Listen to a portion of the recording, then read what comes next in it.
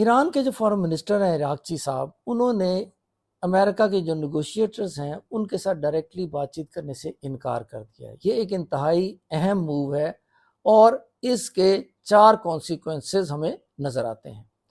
Number 1 تو یہ ہے کہ ایران جو ہے is no more fearful of US ایس اٹیک۔ شاید ایران کی تیاری ایسی ہے یا ایران جو ہے وہ یہ ایکسپیکٹ کر رہا ہے کہ امریکہ اب اٹیک نہیں کرے گا، جس کے زیادہ چانسز ہیں۔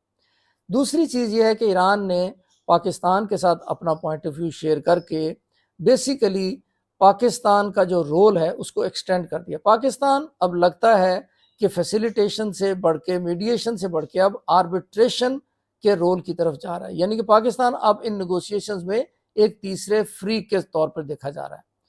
تیسری اہم بات یہ ہے کہ ایرانین فارن منسٹر نے پاکستان کے بعد عمان کا دورہ کرنے کا ارادہ کیا ہے اور اس کے بعد رشیا جائیں گے۔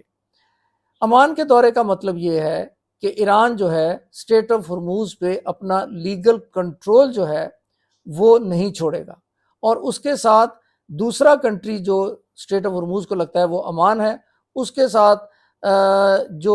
میکینزم ہے کنٹرول کا اس کو ڈسکس کرنا یا ڈسکس کر کے اس کو امپلیمنٹ کرنے کا مطلب یہ ہے کہ Iran for all times to come اب اسٹریٹ آف ہرموز پہ عمان کے ساتھ مل کر ایک جوائنٹ کنٹرول میکینزم بنانے جا رہا ہے، جو کہ بہت ہی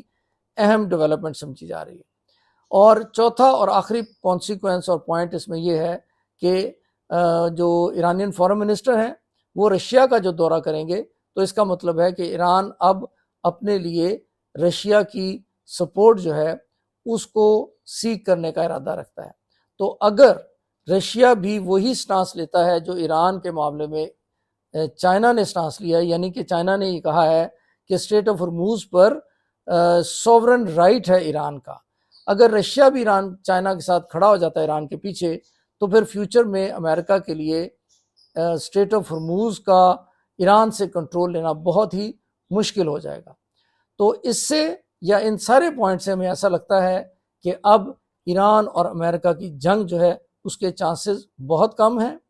اور ایران کے پیچھے چائنا اور رشین سپورٹ ہمیں نظر آ رہی ہے بہت ٹینجبلی فیوچر میں، اور ساتھ ہی ساتھ پاکستان کا اس سارے سینیریو میں بہت اہم رول ایمرج کرتا ہوا نظر آ رہا ہے۔